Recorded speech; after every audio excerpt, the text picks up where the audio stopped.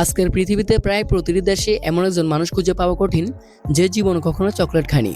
ছোট শিশু থেকে শুরু করে বয়স্ক মানুষ পর্যন্ত প্রায় সবাই চকলেট খেতে পছন্দ করেন। জন্মদিন, উৎসব, উপহার কিংবা ভালোবাসা প্রকাশ, সব জায়গাতেই চকলেট যেন একটি বিশেষ স্থান দখল করে নিয়েছে। কিন্তু কখনো কি ভেবে দেখেছেন, দোকানের সুন্দর মোড়কে সাজানো যে চকলেট আমরা সবাই কিনে খাই, সেটি আসলে কোথা থেকে আসে? চকলেট কি কোনো কারখানায় তৈরি হওয়া একটি সাধারণ খাবার, নাকি এর পেছনে রয়েছে হাজার হাজার বছরের ইতিহাস, কঠোর পরিশ্রম এবং অত্যন্ত জটিল একটি উৎপাদন প্রক্রিয়া? অবিশ্বাস্য হলেও এটা সত্য। আমাদের পরিচিত চকলেটের যাত্রা শুরু হয় একটি গাছ থেকে, আর সেই গাছে জন্ম নেয় অদ্ভুত দেখতে একটি ফল, যার নাম কোকো ফল।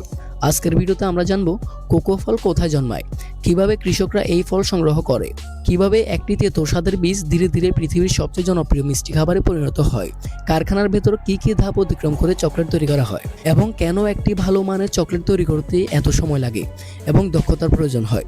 তাই ভিডিওটা শেষ পর্যন্ত দেখতে ভুলবেন না, কারণ শেষের অংশে আমরা জানবো বিশ্বের সবচেয়ে দামি চকলেট এবং কেন কিছু চকলেটের দাম হাজার হাজার ডলার পর্যন্ত পৌঁছে যায়। চকলেট তৈরির গল্প শুরু হয় একটি কোকো গাছ থেকে। এই গাছের বৈজ্ঞানিক নাম হলো থিওব্রোমা কাকাও।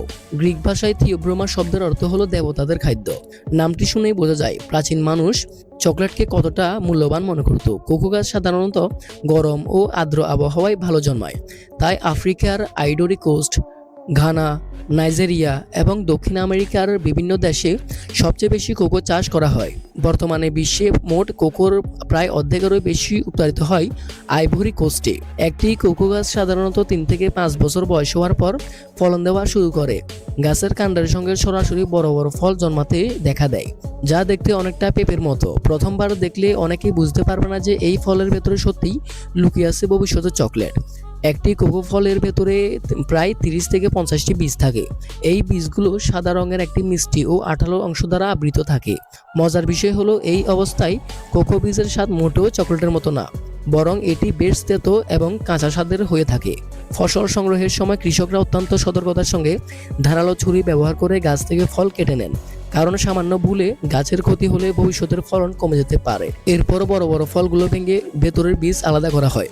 কিন্তু এখানে চকলেট তৈরির কাজ শেষ নয়, বরং আসল প্রক্রিয়া শুরু হয় এখনই। বীজ সংগ্রহ করার পর সেগুলোকে কয়েকদিন ধরে বিশেষভাবে সংরক্ষণ করা হয়, যাকে বলা হয় ফার্মেন্টেশন এবং গাজন প্রক্রিয়া।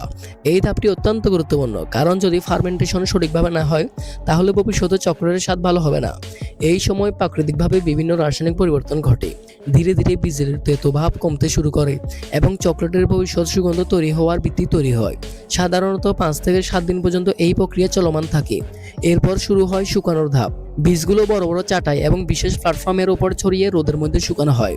অনেক কৃষক প্রতিদিন কয়েকবার করে বীজ উল্টে দেন, যাতে সব দিক সমানভাবে শুকাতে পারে।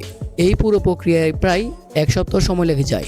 শুকানো শেষ হলে কোকো বীজের আর্দ্রতা অনেক কমে যায় এবং এগুলো দীর্ঘ সময় সংরক্ষণ করা হয়।